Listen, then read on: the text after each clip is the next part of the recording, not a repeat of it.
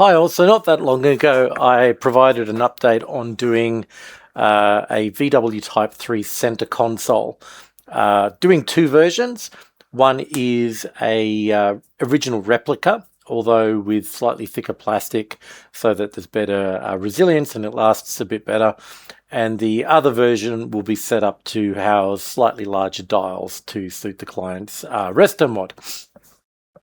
Anyway, the original scan I did pretty quickly and in relatively low detail, thinking that would be okay, but I decided to go back to it and have another crack, which is what you can see on the screen. I just wanted to get a little more detail, so I grabbed the Einstar Vega, and you can see these little clear patches on there, I hope.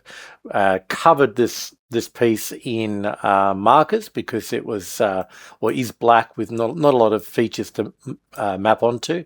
And I used high detail mode and I scanned the whole thing, and really happy with how it came out. I've missed a few bits. And there's a bit of a glitch here with the markers. Had a couple too close together. And the same along the edge, but it really didn't, that didn't materially affect anything. But I really wanted to try and just make sure I had the shapes bang on so I could recreate it accurately. And for reference, I have it here. This is the part. As you can imagine, when you're getting close to the surface like this, there's nothing for the device to sort of map to, which is why I use markers. And what I also did, I did exactly the same thing for the top part. You can see all of those markers. I probably put on more than I needed, but again, I was scanning in. I decided to scan this whole thing, which is quite big, in close-up mode or detailed mode, and then had to do it in several scans and then combine it.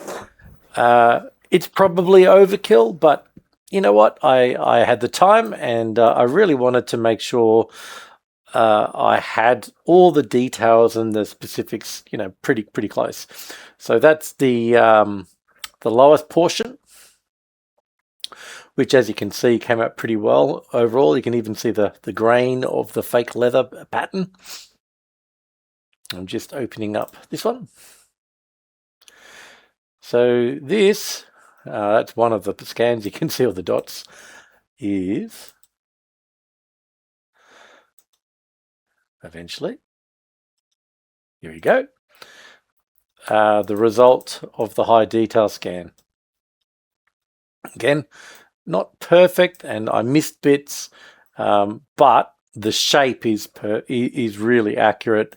I've got by using the close-up mode, I've just got a tidier edge around here. And these sorts of spaces and where the folds of the old plastic, which were just press molded, are. I'm not replicating that, as in the overlapping press mold system. I'm making it cleaner and tidier, but the dimensions of the dials and the housings and where they are is really good. And then obviously with calipers and a ruler, I can measure different pieces to make sure I have it all super accurate. Anyway. Excuse me. I've completed the modeling of the lower portion. So this is mainly done using forms in Fusion. And then the top portion where the hole is, I drew a dimensionally accurate circle, projected it through, extruded it, and used some bevels to attach it to the top, so it came out really nicely. And overall, I'm pretty happy with how that came out, and you can compare it to the scan. Pretty close overall. You can see, the fit's good. Perhaps a little bit of tweaking still to do on this side, but I'm pretty happy with that. You can see how close the lines are with that, right there. And what I've also done is it's split into two portions. so I can fit it on my printer, which is a Chitty Max 4 with a 39 by 39 by 34 centimeter build plate volume. So that means I can do some fairly large prints, but something like this is just, a bit too big. But I measured it out and worked out the sort of optimal dimensions and spaces, and I've created these two halves. And I'm using just dowels to help hold them together, and then they'll be ASA welded, acetone welded, because it's going to be printed out of ASA to create a really strong bond. And the originals are super thin. They're literally 1 and a bit mil, under 2 mil press molded plastic that goes very brittle over time. Very flimsy. So, they're easy to break, and just don't look that great. So by converting it into a more solid structure and slightly thicker plastic, hopefully modern things, it gives people the option of whether they want to paint it, or we could put a pattern on it in the print. So that's great. And I have started working on the upper portion now. So that is going to fit there. It will be in 2 parts like the original. And I've got my scan, which you can see there. So progress is coming along. I do a lot of work like this using forms. I find it works best for me and my workflow,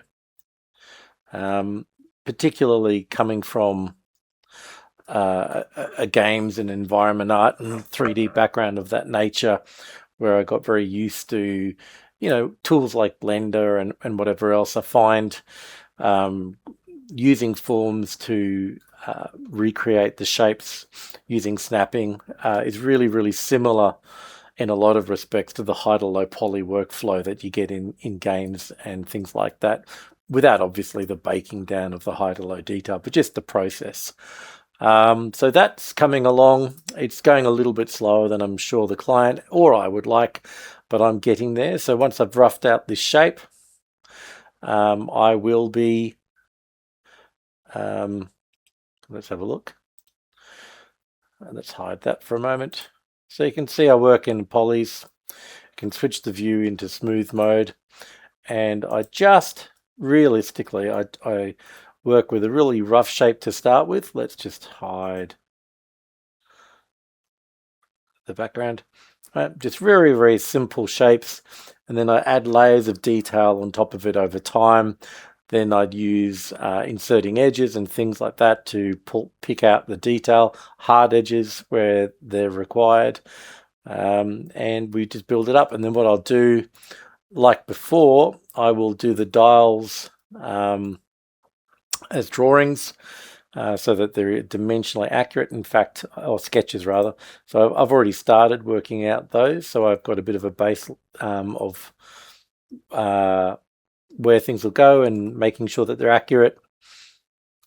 So progress is getting there. Using a mirror line to flip the this portion up the top, where I'll get the dash fascia, the radio fascia and stuff like that. I will use extrusions and bevels to make that, so again it's nice and square and accurate. So we're definitely getting there. It's mirrored at the moment. The actual object itself is kind of twisted because it's so flimsily joined. So I'm just working on mirroring it and essentially making it accurate to both sides. This side has a slightly different edging, but I'll fix that later once I've finished the one side. But overall, it's coming along okay, and I'll be doing a test print on the lower portion shortly, just to dial in this surface texture that you've seen in the scan and is a bit rough for people that are keen to have it original. And also I've worked out orientation and things like that. So it's all coming together. I think we'll be finishing up in a flurry pretty soon, because once I've got the basic shapes done, it's just going to be that fine tuning, adding detail lines, honing in on the dial holes, and also the other point of making the gauge cluster holes drawings or sketches rather than modeling them in forms, just means that when I go to do a version with a larger diameter dial or gauge hole, it's very easy to adjust. And I'm even going to probably look at this curved panel, just where the dials are recessed into, doing that as an object rather than as a form, so that I can very easily adjust that to account for the larger gauge clusters and things that we're going to put in there down the track. So follow along, see how it turns out, and hit me up if you'd like something like it. Cheers.